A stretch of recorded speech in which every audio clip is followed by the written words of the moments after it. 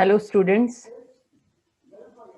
आज हमारी चर्चा का विषय है ग्रामशी की नागरिक समाज की धारणा और बुद्धिजीवियों की धारणा। पिछली क्लास में हमने जाना था कि ग्रामशी ने वर्चस्व की धारणा, सांस्कृतिक वर्चस्व की धारणा किस रूप में प्रतिपादित की है। कैसे उसने बताया कि पूंजीवादी राज्य में पूंजीपति वर्ग के द्वारा न केवल आर्थिक और राजनीतिक सत्ता पर अधिकार करके अपना नियंत्रण बनाए रखा जाता है, बल्कि उसके द्वारा सांस्कृतिक वर्चस्व भी स्थापित किया जाता है, जिसके कारण उसका नियंत्रण पूर्ण बनता है, जारी रहता है और मजदूर वर्ग के द्वारा भी उसी के सांस्कृतिक वर्चस्व को धीरे धीरे स्वीकार किया जाने लगता है। तो ये जो वर्चस्व की धारणा ग्रामशी ने प्रतिपादित की, उसी के संदर्भ में उसने नागरिक समाज की धारणा भी प्रस्तुत की और खासतौर से जो मौजूदा पूंजीवादी राज्य है उसके स्वरूप को स्पष्ट करने की दृष्टि से भी उसने नागरिक समाज की धारणा को प्रस्तुत किया।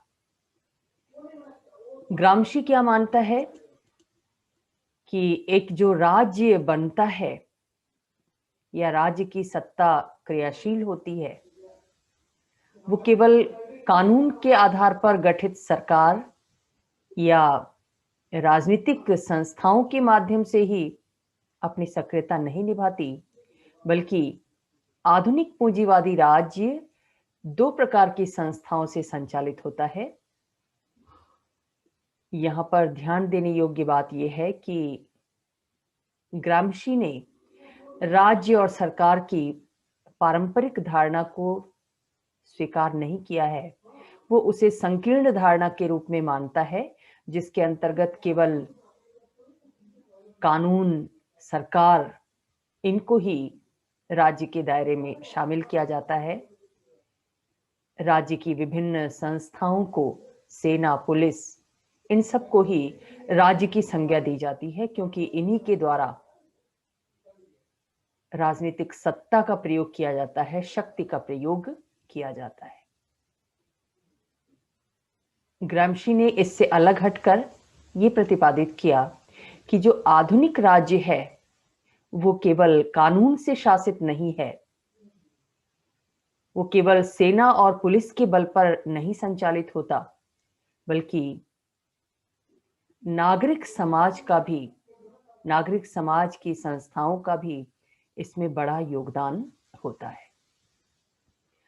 तो पूंजीवादी समाज की जो अधिरचना है, जो सुपर स्ट्रक्चर है, जो राज्य है, उसमें ग्रामशी ने दो प्रकार के समाजों को शामिल किया है। एक को वो राजनीतिक समाज कहता है और दूसरे को नागरिक समाज कहता है। राजनीतिक समाज क्या है? ग्रामशी की दृष्टि में इस राजनीतिक समाज का निर्माण सेना, पुलिस, सरकार के विभिन्न अंगों और सरकार की योजनाओं और नीतियों को क्रियान्वित करने वाली विभिन्न राजनीतिक और प्रशासनिक संस्थाओं से मिलकर होता है। इस राजनीतिक समाज की खासियत ये है कि ये शक्ति का प्रयोग कर अपनी नीतियों और योजनाओं को क्रियान्वित करती है। सेना और पुलिस के द्वारा जरूरत पड़ने पर दमन के साधनों का प्रयोग किया जाता है।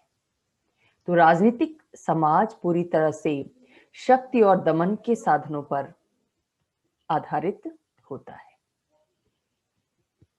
लेकिन केवल राजनीतिक समाज से ही राज्य का निर्माण नहीं होता, राज्य का संचालन नहीं होता। एक दूसरा समाज भी आधुनिक पूंजीवादी समाज में, पूंजीवादी राज्य में सक्रिय है, और वो है नागरिक समाज। इस नागरिक समाज का निर्माण विभिन्न सामाजिक, आर्थिक, सांस्कृतिक, धार्मिक, शैक्षिक संस्थाओं से मिलकर होता है, ट्रेड यूनियंस से मिलकर होता है, परिवार भी इसमें सम्मिलित है, शिक्षा व्यवस्था सम्मिलित है। ये सब मिलकर नागरिक समाज का निर्माण करते हैं। और इस नागरिक समाज की खासियत ये है कि ये संस्थाएं नागरिकों के आपसी सहयोग और सहमति के आधार पर गठित होती हैं।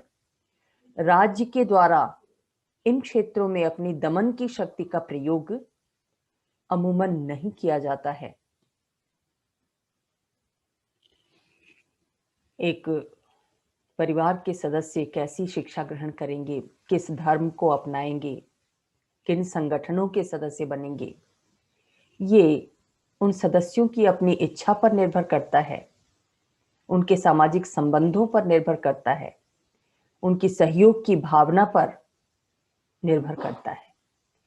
और इन संगठनों का सदस्य व्यक्ति अपनी इच्छा से बनता है, उस पर कोई दबाव नहीं डाल सकता, ना तो राज्य का कानून, न राज्य की सेना, न राज्य का पुलिस, न ही राज्य के न्यायालय। ये पूरी तरह व्यक्ति की इच्छा पर, नागरिकों की इच्छा पर निर्भर है कि वो किन कार्यों को संपन्न करने के लिए किन संस्थाओं के सदस्य बने। आज जो 21वीं शताब्दी का नागरिक समाज है वो बहुत जटिल प्रकृति का है। इसमें बहुत सारी संस्थाएं शामिल हैं, बहुत सारे स्वैच्छिक संगठन शामिल हैं जो विभिन्न क्षेत्रों में, समाज सेवा के क्षेत्र में, धर्म के क्षेत्र में, सांस्कृतिक क्षेत्र में, शैक्षिक क्षेत्र में नाना तरह के कार्यों को संपन्न कर रहे हैं। और राज्य के द्वारा भी इन नागरिक संगठनों को प्रोत्साहित किया जाता है। पूंजीवादी समाज में खासतौर से ग्रामशी जैसा बताते हैं, और वो कहते हैं कि पूंजीवादियों के या पूंजीवादी राज्य के द्वारा नागरिक समाज को जो समर्थन दिया जाता है, उसके कारण कई बार राजनीतिक समाज और नागरिक समाज की जो विभाजक रेखा है वो मध्यम पड़ जाती है। शक्ति और सहमति मिल जाते हैं। शक्ति का प्रतीक पुलिस, सेना, सरकार के विभिन्न अंग, वो भी जब नागरिक समाज को प्रोत्साहित करने लगते हैं तो ऐसा लगता है कि नागरिक समाज का प्रभाव बढ़ रहा है। नागरिक समाज और राजनीतिक समाज की का जो पारंपरिक विभाजन था वो धीमा पड़ने लगा है, ऐसा कई बार प्रतीत होता है। और यहां भी ग्रामशी ये मानते हैं कि ये पूंजीपतियों के द्वारा अपने वर्चस्व को बनाए रखने का एक तरीका है कि वो नागरिक समाज को प्रोत्साहित करते हैं, ट्रेड यूनियंस को प्रोत्साहित करते हैं, जनवादी राजनीतिक दलों के गठन की अनुमति देते हैं, जिससे नागरिक समाज के सदस्यों को लगता है कि राज्य राजनीतिक सत्ता उनकी हितैषी है, उनके कार्यों में हस्तक्षेप नहीं कर रही है, तो वो मन ही मन राज्य के पूंजीवादी संस्कृति के, पूंजीवादी समाज के समर्थक बन जाते हैं। और इसके एग्जाम्पल के रूप में ग्रामशी कोट करता है धर्म सुधार आंदोलन को। कैथोलिक धर्म में आई बुराइयों को दूर करने के लिए प्रोटेस्टेंट आंदोलन चलाया गया। उन बुराइयों को दूर कर धर्म को एक सुधरा हुआ रूप देने के लिए यह आंदोलन चलाया गया। फांसीवादी आंदोलन चलाया गया, और यहां तक कि प्रशासनिक क्षेत्र में सुधार के लिए फ्रेडरिक टेलर के द्वारा जो वैज्ञानिक प्रबंध आंदोलन चलाया गया, और इसकी अनुमति राजनीतिक सत्ता के द्वारा दी गई, वो राजनीतिक सत्ता जिस पर पूंजीवादियों का कब्जा है, पूंजीपतियों का कब्जा है, उनके आदर्शों, उनके मूल्यों के अनुसार वो व्यवस्था चलाई जा रही है। उसने भी अपने नियंत्रण को स्थायी बनाए रखने के लिए बीच बीच में नागरिक समाज के कृत्यों को नागरिक समाज द्वारा किए जाने वाले कार्यों को, उनके आंदोलनों को समर्थन प्रदान किया। तो इस तरह से ग्रामशी ये प्रतिपादित करना चाहते हैं कि जो पूंजीपति वर्ग है वो राज्य और समाज पर अपना नियंत्रण बनाए रखने के लिए इसी नागरिक समाज का प्रयोग करता है। ऐसा नहीं है कि सत्ता का प्रयोग उसके द्वारा नहीं किया जाता, वो राजनीतिक समाज की संस्थाओं का प्रयोग भी करता है, दमन और शक्ति का सहारा भी लेता है, बाध्यकारी कानूनों का सहारा भी लेता है, लेकिन साथ ही नागरिक समाज की जो संस्थाएं हैं जो सहमति पर आधारित हैं उनका भी सहयोग प्राप्त करता है, उनकी भी सहमति प्राप्त करता है। नागरिक समाज की संस्थाओं पर भी वो अपनी पकड़ मजबूत बनाता है, नाना तरीकों से अपने मूल्यों को स्थापित करता है, अपने आदर्शों को स्थापित करता है और धीरे धीरे इस नागरिक समाज के प्रभाव स्वरूप जो आम जनता है, जो मजदूर वर्ग है, जो श्रमिक वर्ग है, वो भी इन्हीं मूल्यों का आदी बन जाता है, इन्हीं मूल्यों को अपनाने लगता है। तो इस तरह से नागरिक समाज की धारणा के द्वारा ग्रामशी ने ये स्पष्ट करने का प्रयास किया कि जो पूंजीवादी राज्य है वो बने रहने के लिए, अपने नियंत्रण को कायम रखने के लिए, अपने सांस्कृतिक वर्चस्व की स्थापना के लिए एक साथ ही शक्ति और सहमति दोनों का प्रयोग करता है।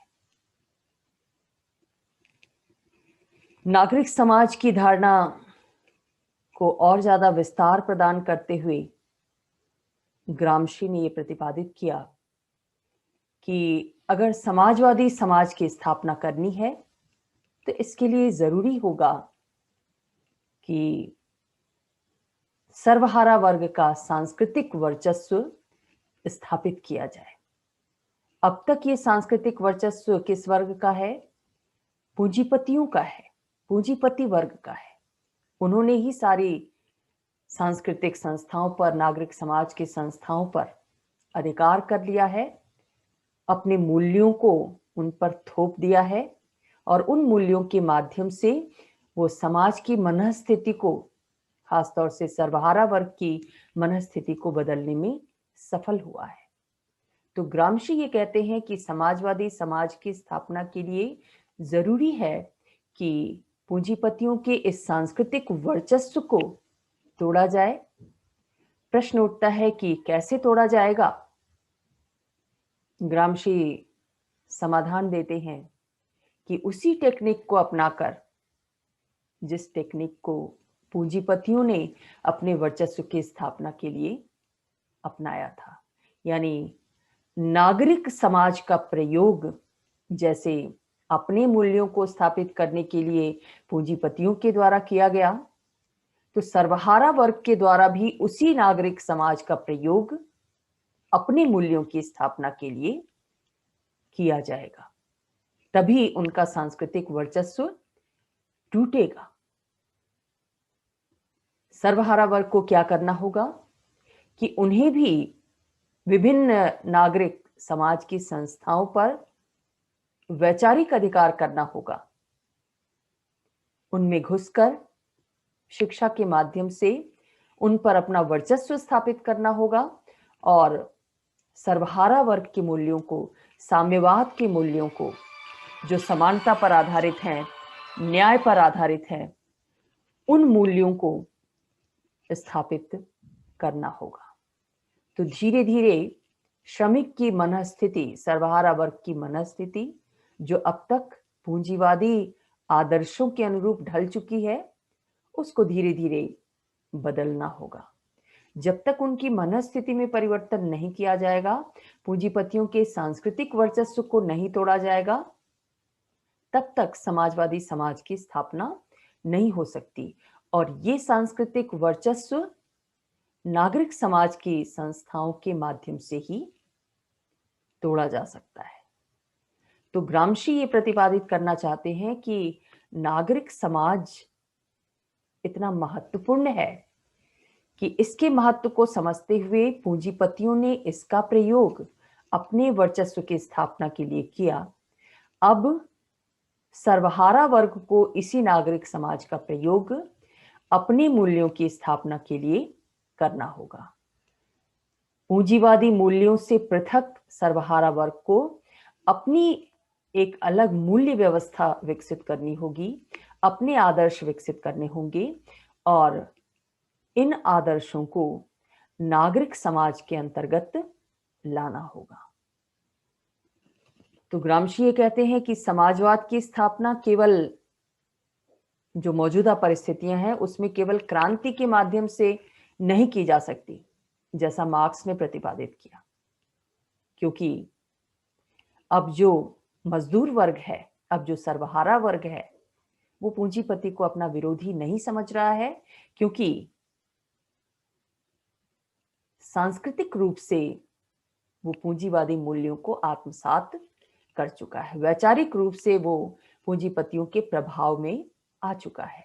इसलिए वो कभी भी क्रांति के लिए तैयार नहीं होगा।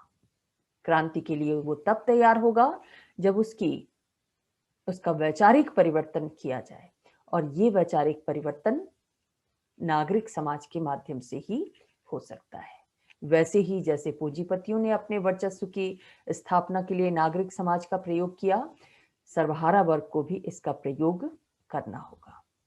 और ग्रामशी सर्वहारा वर्ग के सांस्कृतिक वर्चस्व की स्थापना को, जिसको वो प्रतिवर्चस्व का नाम देते हैं, उसको वो वॉर ऑफ पोजीशन कहते हैं।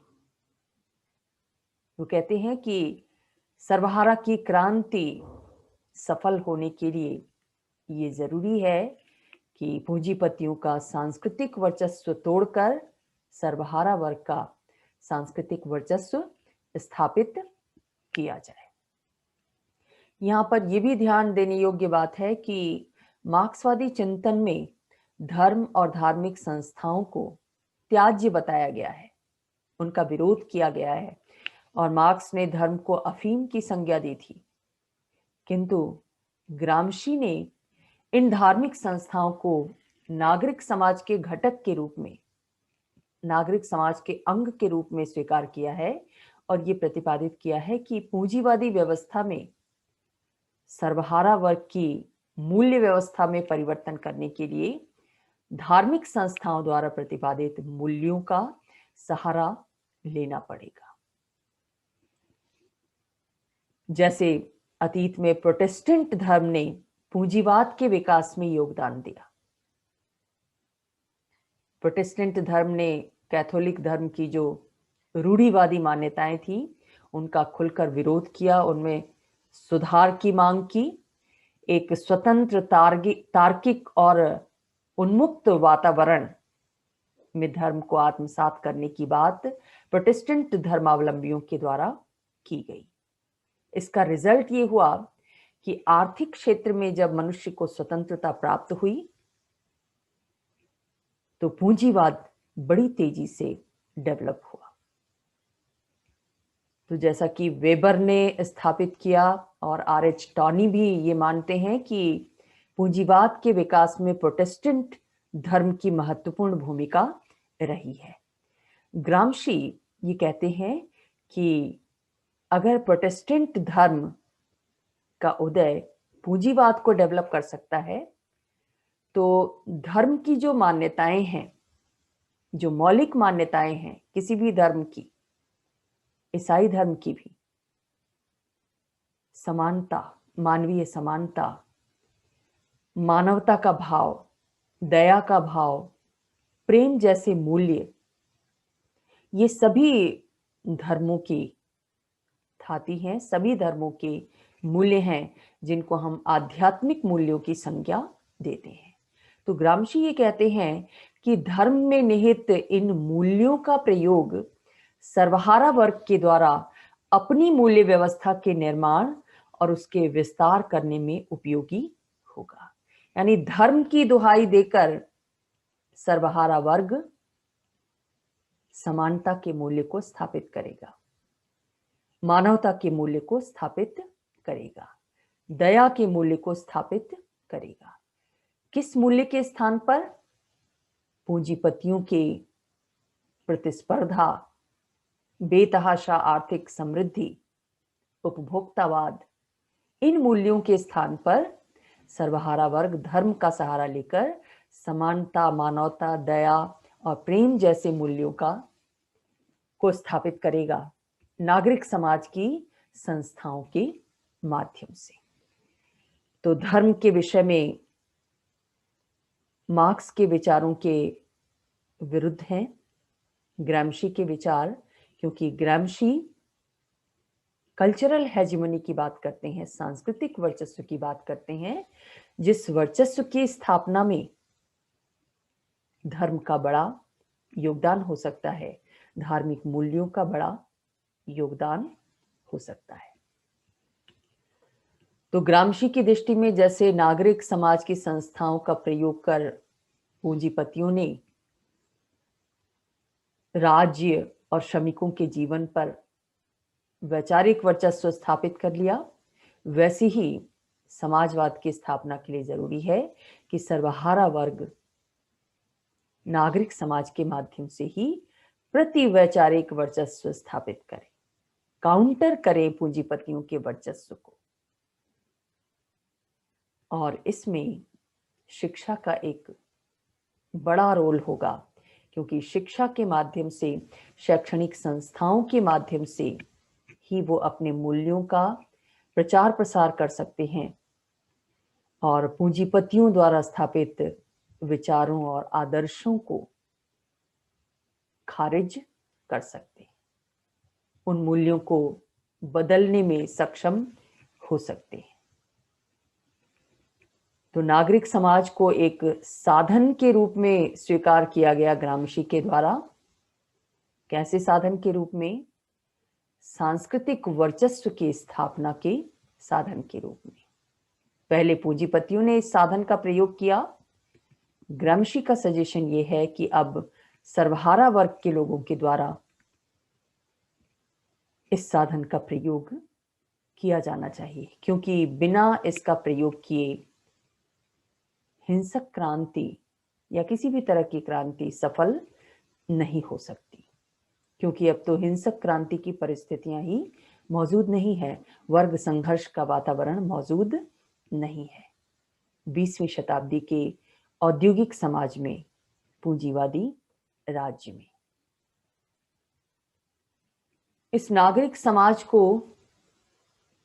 साम्यवादी समाज में भी ग्रामशी महत्व देते हैं, क्योंकि वो मानते हैं कि जो भविष्य में साम्यवादी समाज स्थापित होगा समतावादी मूल्यों के आधार पर, उस समाज का आधार नागरिक समाज का सहमति का गुण होगा।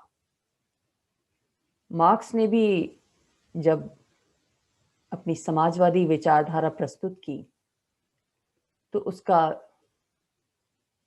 जो लक्ष्य था वो एक ऐसे साम्यवादी समाज की स्थापना करना था जिस समाज में कोई वर्ग भेद नहीं होगा और न ही कोई शोषण होगा।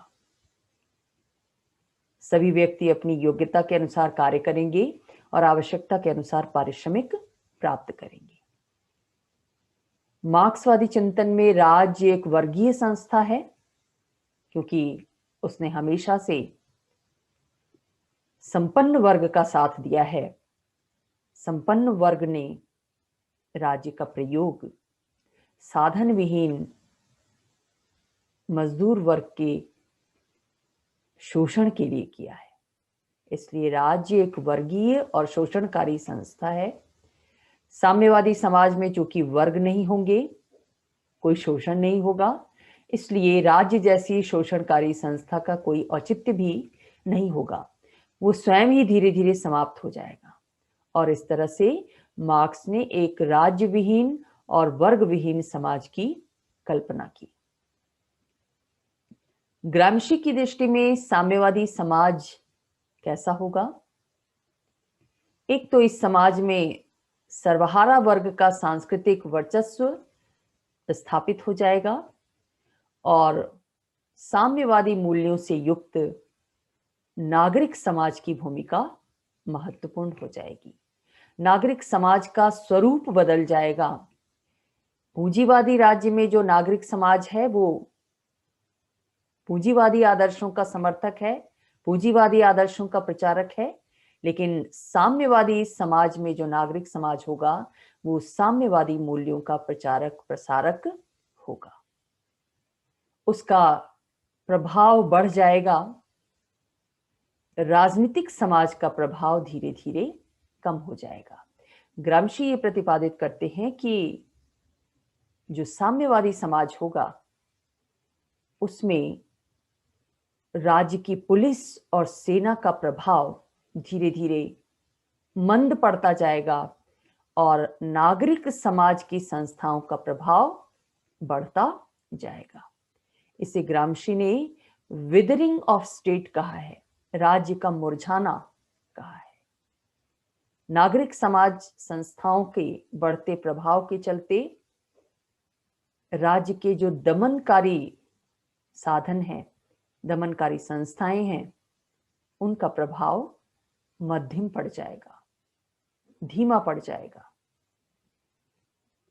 प्रकारांतर से ग्रामशी ये प्रतिपादित करते हैं कि आदर्श साम्यवादी समाज वो होगा जो सहमति और सहयोग के आधार पर संचालित होगा, न कि शक्ति और दमन के आधार पर। राज्य तो होगा, लेकिन राज्य के द्वारा जो निर्णय लिए जाएंगे, जो कानून बनाए जाएंगे, वो नागरिक समाज की सहमति के आधार पर लिए जाएंगे, नागरिक समाज की सहभागिता को सुनिश्चित करते हुए लिए जाएंगे। नागरिक समाज अपने लिए स्वेच्छा से बहुत सारे कार्यों को संपन्न करेगा और इस तरह से एक सहभागी राजनीतिक संस्कृति का विकास होगा। राज्य और नागरिक समाज के बीच आदान प्रदान चलता रहेगा, सहभागिता चलती रहेगी, सहयोग चलता रहेगा। दमनकारी संस्थाएं धीरे धीरे उनका प्रभाव कम होता जाएगा। और ऐसा इसलिए ग्रामशी प्रतिपादित करते हैं क्योंकि ग्रामशी किसी भी रूप में राज्य के सर्वसत्तावादी या अधिनायकवादी रूप के विरोधी हैं, जो कि फांसीवाद का प्रत्यक्ष अनुभव था। रूसी साम्यवाद का भी अनुभव ग्रामशी को था अपने जीवन काल में।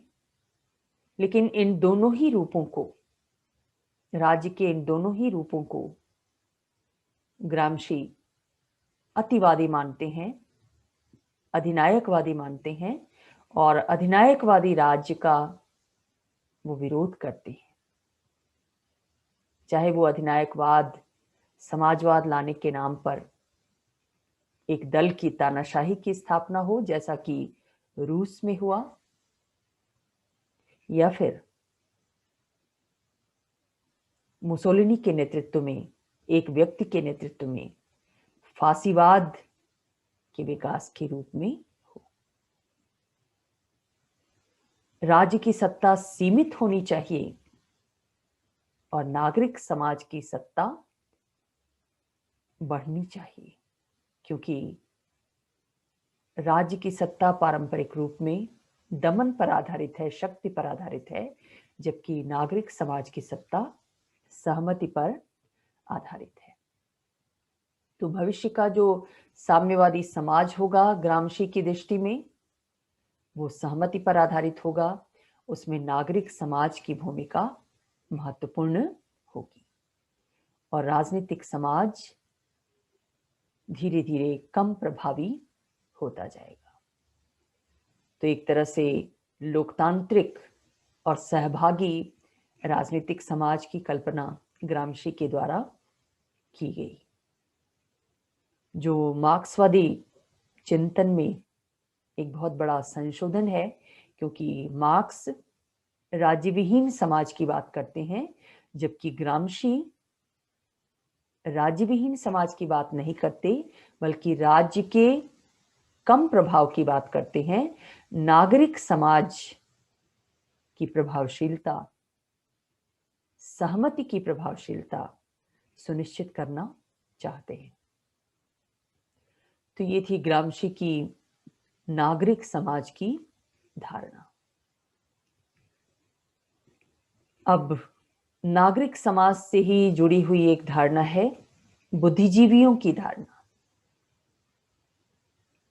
नागरिक समाज एक बहुत व्यापक अवधारणा है और बुद्धिजीवी उस नागरिक समाज का महत्वपूर्ण अंग है। इन बुद्धिजीवियों को नागरिक समाज के निर्माण में सांस्कृतिक वर्चस्व को तोड़ने में, पूंजीपतियों के सांस्कृतिक वर्चस्व को तोड़ने में नेतृत्वकारी भूमिका ग्रामशी के द्वारा प्रदान की गई है। यानी ग्रामशी के चिंतन में बुद्धिजीवियों की धारणा का वही महत्व है, वही स्थान है जो लेनिन के चिंतन में दल की धारणा का है।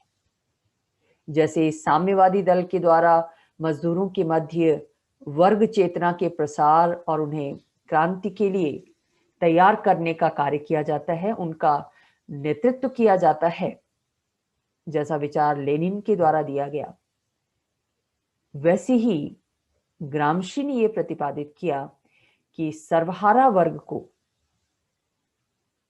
आधुनिक पूंजीवादी समाज में नेतृत्व देने का कार्य बुद्धिजीवी वर्ग के द्वारा किया जा सकता है। बुद्धिजीवी वर्ग के द्वारा नेतृत्व दिए जाने पर ही सर्वहारा वर्ग की मनस्थिति में परिवर्तन हो सकता है, वैचारिक परिवर्तन हो सकता है, वो साम्यवादी मूल्यों को आत्मसात कर सकता है।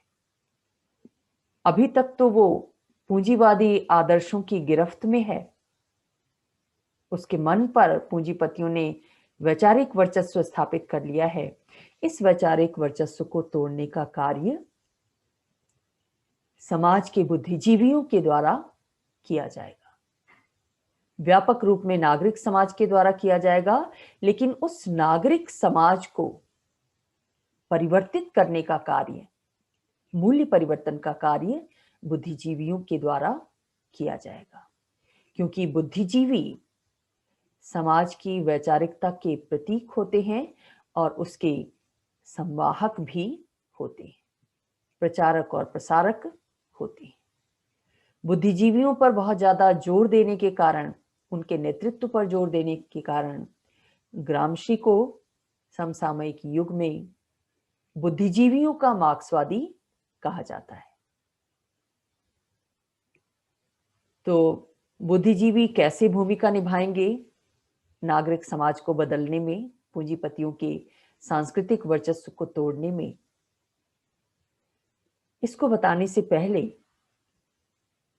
ग्रामशी ने बुद्धिजीवियों को नए ढंग से परिभाषित करने का प्रयास किया है। बुद्धिजीवियों की जो पारंपरिक परिभाषा है, उसके अनुसार कोई भी व्यक्ति जो अपनी बौद्धिक क्षमता का प्रयोग करते हुए सार्वजनिक विषयों पर सोचता है, चिंतन करता है, मनन करता है, अपने विचारों की अभिव्यक्ति करता है विभिन्न माध्यमों से, वो बुद्धिजीवी की श्रेणी में आता है। आमतौर पर समाज के जो डॉक्टर्स हैं, इंजीनियर्स हैं, वकील हैं, शिक्षक हैं, ये सब बुद्धिजीवी के अंतर्गत आते हैं। पत्रकार हैं, ये बुद्धिजीवी की भूमिका का निर्वाह करते हैं। ग्रामशी ने बुद्धिजीवियों की पारंपरिक परिभाषा को विस्तार प्रदान किया। उसने क्या कहा कि बुद्धिजीवी का कार्य सिर्फ विचार करना नहीं है, विचार को व्यक्त करना नहीं है, बौद्धिक अभ्यास नहीं है, बल्कि बुद्धिजीवियों का एक बहुत बड़ा सामाजिक दायित्व है। सामाजिक दायित्व क्या है? समाज को सही दिशा दिखाना, और इस सही दिशा को दिखाने का कार्य बुद्धिजीवियों द्वारा स्वयं समाज में अपनी सहभागिता सुनिश्चित करके किया जा सकता है।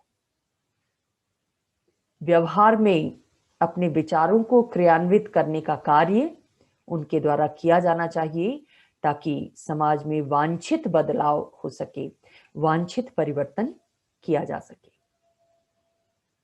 तो जो बुद्धिजीवी वैचारिकता के साथ साथ क्रियात्मकता के धरातल पर उतरकर अपने सामाजिक दायित्वों का निर्वहन करते हैं, उनको ही ग्रामशी ने बुद्धिजीवी की संज्ञा दी है। ग्रामशी ये कहता है कि सभी मनुष्यों में बौद्धिक क्षमता होती है, सभी मनुष्य विचारवान होते हैं, विवेकी होते हैं, लेकिन विवेकी होने के बावजूद सभी मनुष्य बुद्धिजीवियों के समान सामाजिक उत्तरदायित्व का निर्वाह नहीं करते। यहां पर ग्रामशी ने व्यावहारिकता के सिद्धांत थ्योरी ऑफ प्रैक्सिस पर जोर दिया है, जिसके अनुसार सामाजिक परिवर्तन के विचार मौजूद होने पर भी उनके व्यावहारिक क्रियान्वयन की जरूरत होती है। जब तक विचारों को क्रियान्वित नहीं किया जाता, तब तक उन विचारों का कोई महत्व नहीं रहता और विचारों को क्रियान्वित करने का कार्य समाज के बुद्धिजीवी वर्ग के द्वारा किया जाता है। तो इस तरह से बुद्धिजीवी की एक नई परिभाषा, व्यापक परिभाषा ग्रामशी के द्वारा दी गई। इसी संदर्भ में वो बुद्धिजीवियों के प्रकार की विवेचना भी करता है कि बुद्धिजीवी दो प्रकार के होते हैं, जैसा ग्रामशी बताता है। एक को वो पारंपरिक बुद्धिजीवी कहता है और दूसरे को जैविक बुद्धिजीवी कहता है। ट्रेडिशनल इंटेलेक्चुअल्स और ऑर्गेनिक इंटेलेक्चुअल्स। पारंपरिक बुद्धिजीवी वो होते हैं जो स्वयं को वैचारिक दृष्टि से स्वतंत्र और स्वायत्त बताते हैं कि वो किसी भी परिस्थिति का, किसी भी विषय का वस्तुनिष्ठ और निष्पक्ष आकलन करने में, विश्लेषण करने में सक्षम है, समर्थ है, लेकिन वास्तव में वो पूंजीपति वर्ग के हितों के प्रति समर्पित रहते हैं। ग्रामशी की इस बात को आप इस रूप में समझ सकते हैं कि वर्तमान में जो मीडिया पर्सन्स हैं वो बुद्धिजीवी की श्रेणी में आते हैं। वो कहते हैं कि वो स्वतंत्रता पूर्वक अपने विचारों को व्यक्त करते हैं, लेकिन अगर आप गहराई से विश्लेषित करें तो आप पाएंगे कि हर चैनल, हर मीडिया का संसाधन किसी न किसी उद्योगपति से जुड़ा हुआ है, किसी न किसी राजनीतिक दल से जुड़ा हुआ है। वो अंदर ही अंदर बायस्ड है, उनके ही मूल्यों को, उनके हितों को प्रोत्साहित करने का कार्य करता है। तो ऐसे बुद्धिजीवियों को ग्रामशी ने पारंपरिक बुद्धिजीवी कहा है, जो स्वतंत्र होने का दिखावा तो करते हैं लेकिन अंदर ही अंदर पूंजीपतियों के हितों के प्रति समर्पित होते हैं, उनके ही हितों को प्रोत्साहित करते हैं। दूसरे जैविक बुद्धिजीवी होते हैं। ये वो बुद्धिजीवी होते हैं जो सर्वहारा वर्ग की वर्ग चेतना से युक्त होते हैं, जो सर्वहारा वर्ग के प्रति सहानुभूति रखते हैं और केवल सहानुभूति ही नहीं रखते बल्कि उनके पक्ष में सामाजिक, आर्थिक और राजनीतिक सभी क्षेत्रों में उनकी ही चेतना को अभिव्यक्त करते हैं। फिर संचार माध्यमों का उदाहरण ले सकते हैं आप। बहुत से संचार माध्यम ऐसे भी हैं, बहुत से चैनल्स ऐसे भी हैं, न्यूज़पेपर्स ऐसे भी हैं जो स्वतंत्र रूप से विचार करते हैं, जो जनहित की बात करते हैं, जो आम जनता की समस्याओं को निष्पक्ष रूप से उठाते हैं। तो ऐसे बुद्धिजीवियों को जैविक बुद्धिजीवी की संज्ञा ग्रामशी के द्वारा दी गई है। तीसरी बात, बुद्धिजीवियों की धारणा के संबंध में ग्रामशी ये प्रतिपादित करते हैं कि संपूर्ण समाज का एक ही बुद्धिजीवी वर्ग नहीं होता, बल्कि समाज में जितने भी वर्ग होते हैं उनके अपने अलग अलग बुद्धिजीवी होते हैं। जैसे पूंजीपति वर्ग का अलग बुद्धिजीवी वर्ग होगा, सर्वहारा वर्ग का, मजदूर वर्ग का अलग बुद्धिजीवी होगा, कृषकों का अलग होगा, मजदूरों का अलग होगा, महिलाओं का अलग होगा। जितने भी वर्ग समाज में मौजूद हैं उनके अलग अलग बुद्धिजीवी हो सकते हैं, जो उनके हितों को केंद्र में रखकर विभिन्न विषयों पर विचार करते हैं और उन विचारों को क्रियान्वित करने का प्रयत्न करते हैं। ग्रामशी यहां पर यह कहते हैं कि सर्वहारा वर्ग को भी अपना जैविक बुद्धिजीवी तैयार करना चाहिए। ऐसा बुद्धिजीवी वर्ग जो पूंजीपतियों के सांस्कृतिक वर्चस्व को तोड़ने और उसके स्थान पर सर्वहारा वर्ग के प्रति वर्चस्व को स्थापित करने में योगदान दे सके। जो बुद्धिजीवी वर्ग पारंपरिक रूप में चला आ रहा है वो तो पूंजीपतियों का समर्थक है। सांस्कृतिक वर्चस्व को तोड़ने के लिए जरूरी है कि सर्वहारा वर्ग अपने में से ही ऐसे बुद्धिजीवी तैयार करे शिक्षा के माध्यम से, जो सर्वहारा वर्ग के मूल्यों को समाज में प्रचारित प्रसारित करें, नागरिक समाज की विभिन्न संस्थाओं में स्थापित करें, उन संस्थाओं के माध्यम से उन मूल्यों की समाज पर पकड़ स्थापित करें। तब जाकर पूंजीपतियों का वर्चस्व, सांस्कृतिक वर्चस्व तोड़ा जा सकता है। तो इन बुद्धिजीवियों की समाजवादी समाज के निर्माण में कैसी भूमिका होगी? ग्रामशी कहते हैं कि जो जैविक बुद्धिजीवी हैं वो समाज में परिवर्तन लाने वाले एजेंट का कार्य करते हैं, नेतृत्वकर्ता की भूमिका निभाते हैं। समाजवादी मूल्यों का प्रचार प्रसार करने में इन जैविक बुद्धिजीवियों के द्वारा ही भूमिका निभाई जा सकती है, नेतृत्वकारी भूमिका निभाई जा सकती है। क्योंकि ग्रामशी ये मानते हैं कि अकेले ही कुछ अभिजनों के द्वारा समर्थित क्रांतिकारी आंदोलन समाजवाद नहीं ला सकता, और न ही किसी संगठित दल के माध्यम से समाजवाद की स्थापना संभव है, जैसा कि लेनिन ने कहा। ग्रामशी के चिंतन में ये बात भी निहित है कि मजदूर वर्ग में इतनी योग्यता और बौद्धिक क्षमता नहीं होती कि वे समाजवादी मूल्यों के अनुरूप स्वयं ही समाज का निर्माण कर सकें। उनमें इतनी योग्यता नहीं होती। ग्रामशी ने स्पष्ट रूप से घोषित किया कि मूर्खों, अयोग्यों और अशिक्षित व्यक्तियों के द्वारा समाजवादी समाज की स्थापना नहीं की जा सकती। मजदूरों को इतना समय ही नहीं मिल पाता कि वो समुचित शिक्षा ग्रहण कर सकें, अपनी अयोग्यता को योग्यता में बदल सकें, मूर्खता को विद्वत्ता में बदल सकें।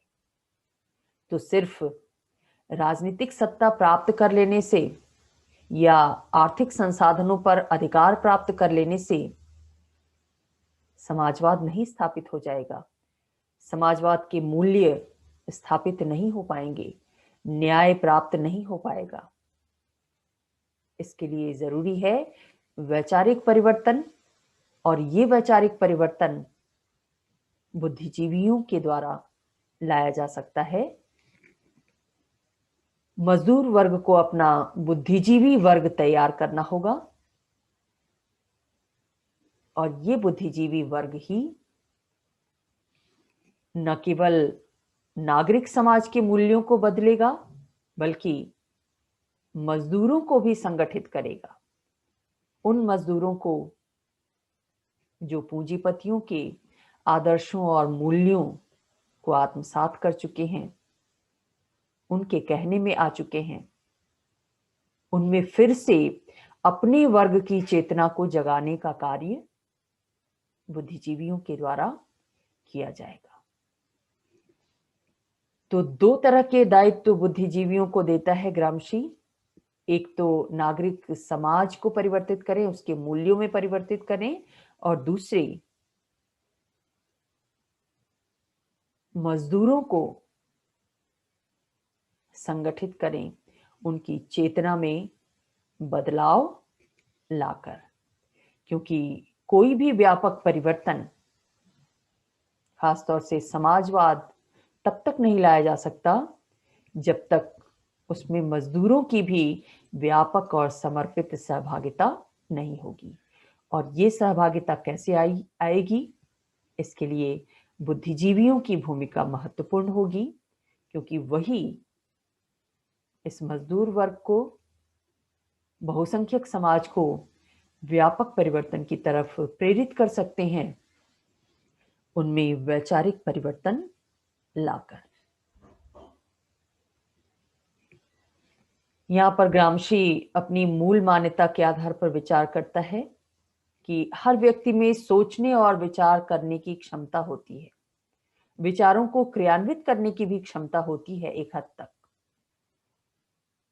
जरूरत किस बात की होती है कि उन व्यक्तियों की क्षमताओं का भरपूर उपयोग किया जाए और उनमें समन्वय स्थापित किया जाए।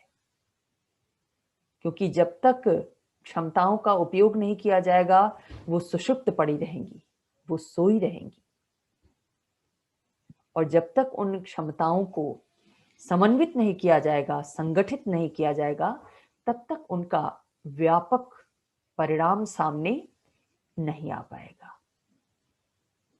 तो क्षमताओं को संगठित करने, क्षमताओं का उपयोग करने, उनके मध्य समन्वय स्थापित करने का कार्य बुद्धिजीवी वर्ग के द्वारा, खासतौर से जैविक बुद्धिजीवियों के द्वारा किया जाता है। और ऐसा किए जाने पर ही समाजवाद लाया जा सकता है। तो इस तरह से ग्रामशी जैविक बौद्धिक वर्ग को मजदूरों की वैचारिक चेतना में परिवर्तन का महत्वपूर्ण सामाजिक दायित्व प्रदान करता है।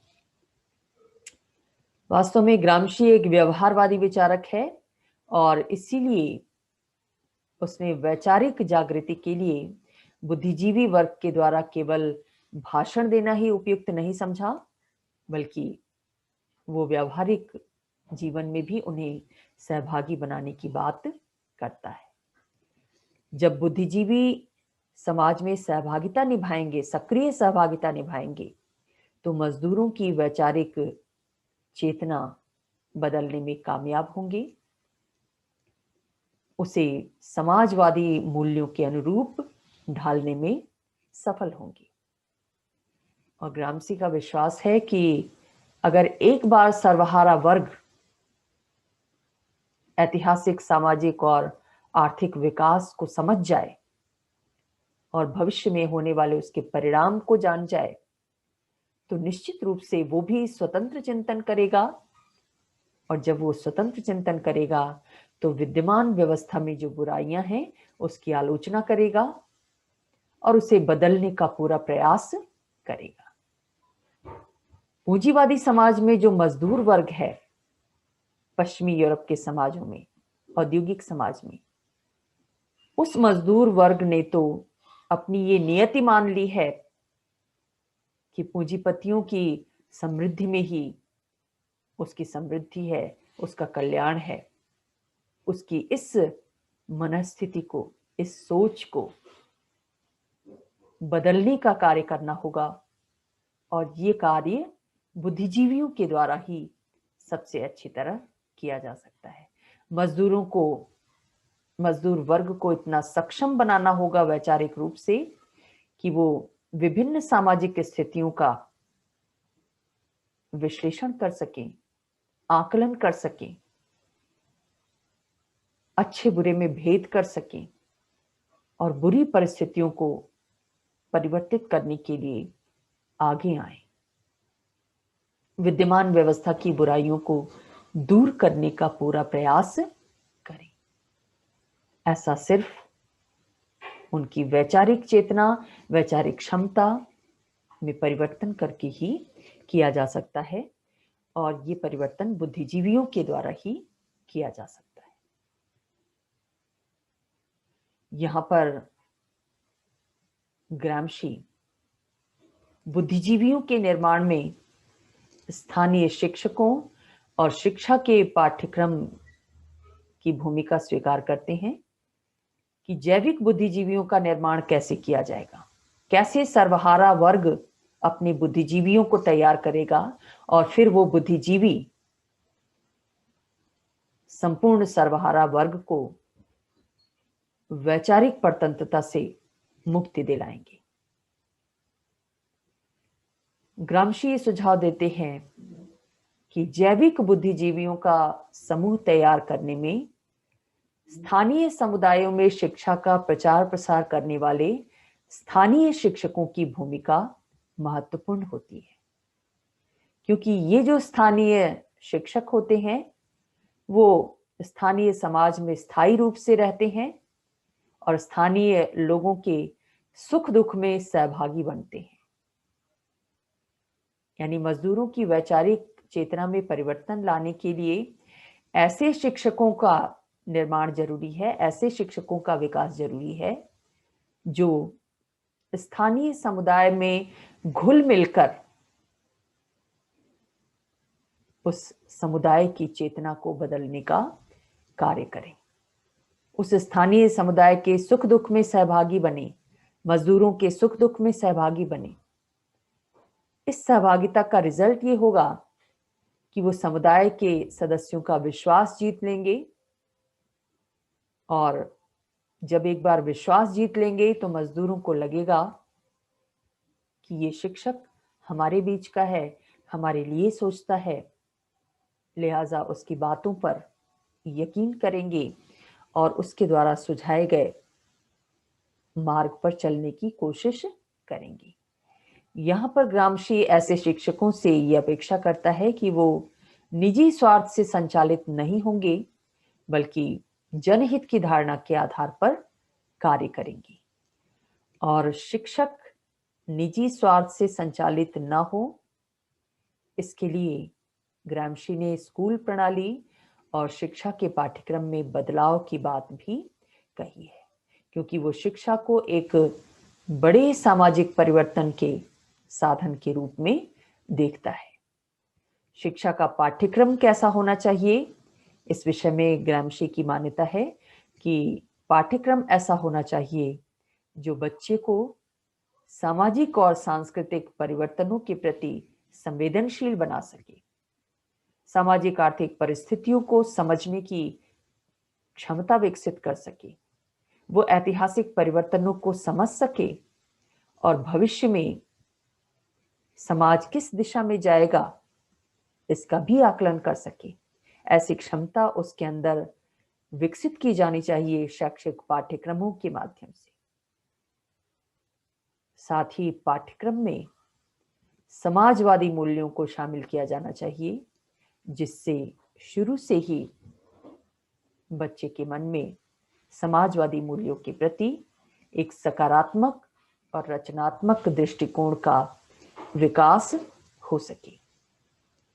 परिवर्तन की ये प्रक्रिया ग्रामशी कहते हैं कि लंबे समय तक चलने वाली होगी। ऐसा वैचारिक परिवर्तन कुछ ही दिनों में नहीं होगा, बल्कि एक लंबी प्रक्रिया होगी और ये प्रक्रिया जब पूर्ण होगी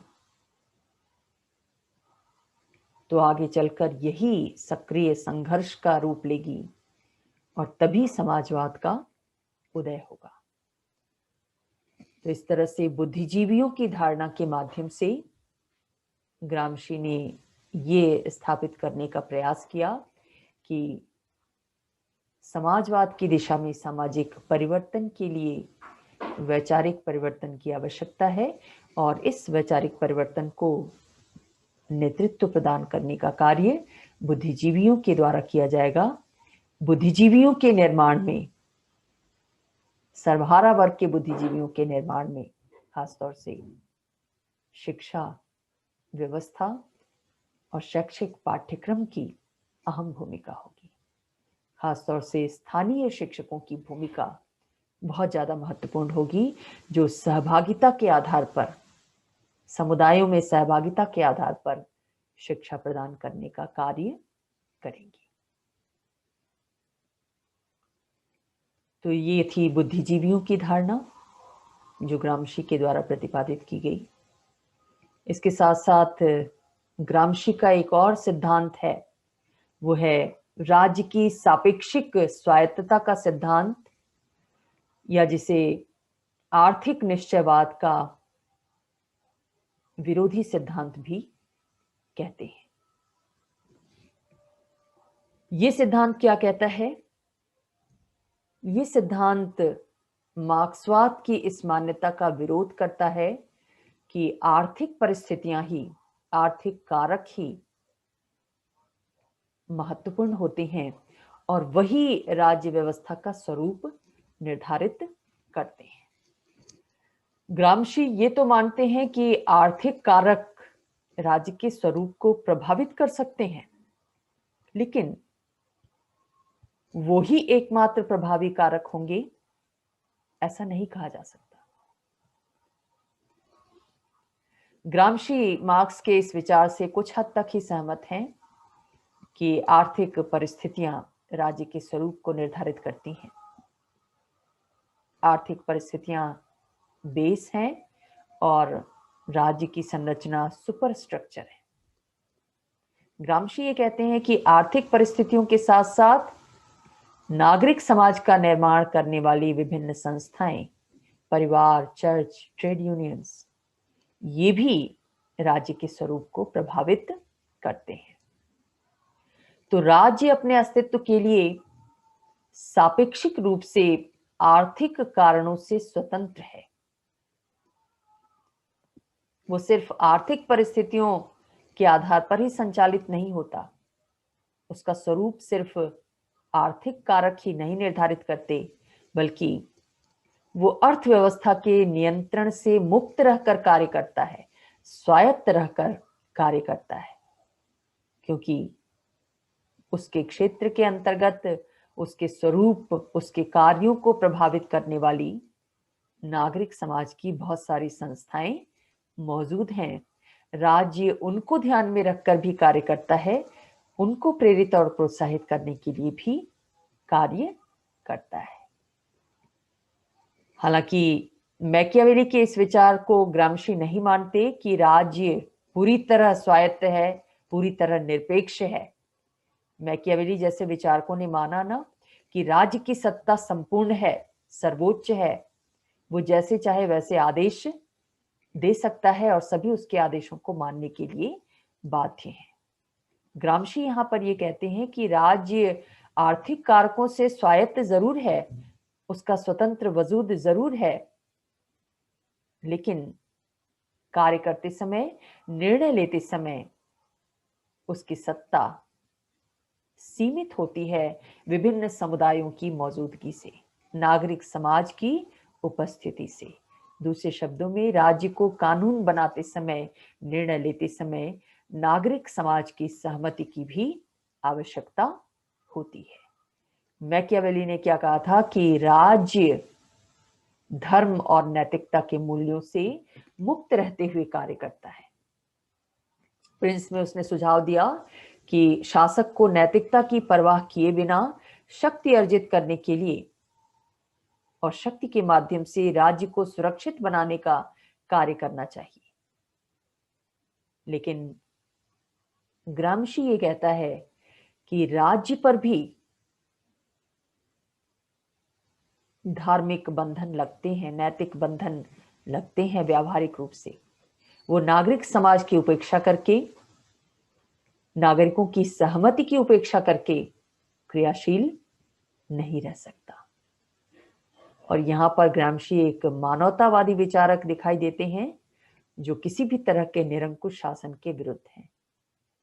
उन्हें लगता है कि अगर राज्य को स्वतंत्र बना दिया गया, सर्वोच्च सत्ता को मान्यता प्रदान कर दी गई, तो नागरिकों की स्वतंत्रता, मानवता के मूल्य सुरक्षित नहीं रहेंगे, क्योंकि जो स्वायत्त राज्य होगा, पूर्ण निरपेक्ष राज्य होगा, वो शक्ति पर आधारित राज्य होगा। और ग्रामशी शक्ति पर आधारित राज्य के बजाय एक लोकतांत्रिक समाज के निर्माण पर जोर देते हैं, जिसमें सारे निर्णय शक्ति के स्थान पर सहमति से लिए जा सके और इस सहमति का सृजन नागरिक समाज की संस्थाओं के माध्यम से किया जाए। तो इस तरह से ग्रामशी के सभी विचारों को देखने पर ऐसा लगता है कि ग्रामशी ने मार्क्सवादी विचारधारा में जो कमियां थीं उसको दूर करने का प्रयास किया है और उसे युगीन परिस्थितियों के अनुसार, पूंजीवादी राज्य की परिस्थितियों के अनुसार बदलने की कोशिश की है, ताकि मार्क्सवाद प्रासंगिक बना रहे। एक नव मार्क्सवादी के रूप में ग्रामशी ने पूंजीवाद की जड़ों को और उसके शक्ति स्रोतों को बड़ी सूक्ष्मता के साथ देखा है और सूक्ष्मता के साथ विश्लेषित करते हुए ही उसने वर्चस्व की धारणा के रूप में समाजवादी चिंतकों को एक नया वैचारिक धरातल प्रदान किया, वैचारिक आयाम प्रदान किया। लास्टली, ग्रामशी के चिंतन में एक धारणा, ऐतिहासिक खंड की धारणा भी है, हिस्टोरिकल ब्लॉक्स। उसने इतिहासवाद की प्रवृत्ति का विरोध किया, जो पारंपरिक इतिहास के निर्माण की प्रवृत्ति थी। मानवीय इतिहास कैसे बना, कैसे समाज एक युग से दूसरे युग में प्रवेश करता है, इस विषय पर विभिन्न दार्शनिकों के द्वारा, विचारकों के द्वारा समय समय पर अपने अपने दृष्टिकोणों के आधार पर विचार व्यक्त किया गया। जैसे हीगल ने माना कि मानवीय इतिहास को बनाने में वैचारिक तत्वों की प्रमुख भूमिका होती है, दार्शनिकों की प्रमुख भूमिका होती है। तो वहीं मार्क्स ने क्या कहा कि आर्थिक परिस्थितियां जो उत्पादन के साधनों और उत्पादन के संबंधों से बनती हैं, उनकी इतिहास के निर्माण में, मानवीय समाज के निर्माण में महत्वपूर्ण केंद्रीय भूमिका होती है। इतिहासवाद की प्रवृत्ति क्या मानती है? वो ये मानती है कि मानवीय इतिहास का निर्माण मनुष्य के प्रयासों से नहीं होता, बल्कि कुछ पूर्व निश्चित प्राकृतिक नियम हैं, जिन नियमों के अनुसार स्वाभाविक रूप से मानवीय इतिहास भी एक युग से दूसरे युग में बदलता है। यानी इतिहासवाद की प्रवृत्ति के अंतर्गत ये माना जाता है कि मानवीय इतिहास के निर्माण में मानवीय प्रयासों का कोई योगदान नहीं होता। मानववादी विचारक क्या कहते हैं कि मनुष्य ही सब कुछ है, मनुष्य अपने भाग्य का निर्माता, अपने समाज का निर्माता है।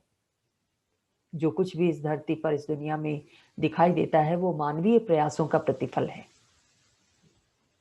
लेकिन इतिहासवाद के अंतर्गत मनुष्य के इस प्रयास को कोई योग कारक तत्व नहीं माना जाता। ग्रामशी इतिहासवाद की इस प्रवृत्ति के विरोधी हैं, कार्ल पॉपर की तरह ही, और वो ये मानते हैं कि मानवीय इतिहास का निर्माण कई तत्वों से मिलकर होता है। और बिना मानवीय प्रयास के तो ये संभव नहीं है। इतिहास के निर्माण में बेशक कुछ वस्तुनिष्ठ प्राकृतिक नियम क्रियाशील होते हैं, लेकिन इसके साथ साथ मनुष्य का जो प्रयास होता है, जो सामाजिक आर्थिक परिस्थितियां समय समय पर होती हैं, उत्पन्न होती हैं, और इन परिस्थितियों के मध्य जो मनुष्यों के मध्य सामाजिक संबंध बनते हैं, उन संबंधों का सम्मिलित योगदान होता है समाज के निर्माण में, इतिहास के निर्माण में। मान लीजिए अभी कोविड-19 का पीरियड चल रहा है।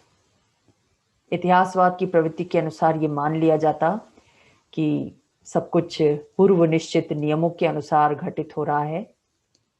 ये घटना भी पूर्व निश्चित नियमों के अनुसार चल रही है। मनुष्य लाख प्रयास कर ले, इसमें कोई बदलाव नहीं होगा। लेकिन ऐसा नहीं है। इस परिस्थिति का मुकाबला करने के लिए आपने देखा कि दुनिया भर में जितने भी लोग हैं, जितने भी राष्ट्र हैं, उन राष्ट्रों के जो नेता हैं, सबने एक तरह से सम्मिलित प्रयत्न किया कि इस परिस्थिति पर काबू पाया जा सके, ज्यादा से ज्यादा नुकसान को रोका जा सके, ज्यादा से ज्यादा लोगों तक सहायता पहुंचाई जा सके। और उसी का रिजल्ट ये हुआ है कि कोविड-19 से बहुत ज्यादा नुकसान मानवता को नहीं हुआ। तो ग्रामशी इसी मानवीय प्रयास की तरफ संकेत करते हैं, इसी मानवीय प्रयास को प्रमुखता प्रदान करते हैं इतिहास के निर्माण में, मानवीय समाज के निर्माण में। मानवीय समाज और इतिहास का निर्माण बहुत सारी जटिल परिस्थितियों, जटिल संबंधों की देन है। केवल ऐसा नहीं कहा जा सकता कि सब कुछ पूर्व निर्धारित प्राकृतिक नियमों के अनुसार ही संपन्न होता है। उन नियमों को भी कई बार मानवीय प्रयासों से बदलने की, उसे नई दिशा देने की कोशिश की जाती है। तो इतिहासवाद की जो पारंपरिक प्रवृत्ति है, उसका विरोध किया गया है ग्रामशी के द्वारा। और इसी के साथ जुड़ी है उनकी हिस्टोरिकल ब्लॉक की धारणा। जॉर्ज सोरेल से उन्होंने इस धारणा को लिया और ये प्रतिपादित किया कि किसी भी समाज में कोई भी वर्ग केवल किसी एक क्षेत्र पर अधिकार करके, एक सत्ता पर अधिकार करके या एक तरीके को अपना करके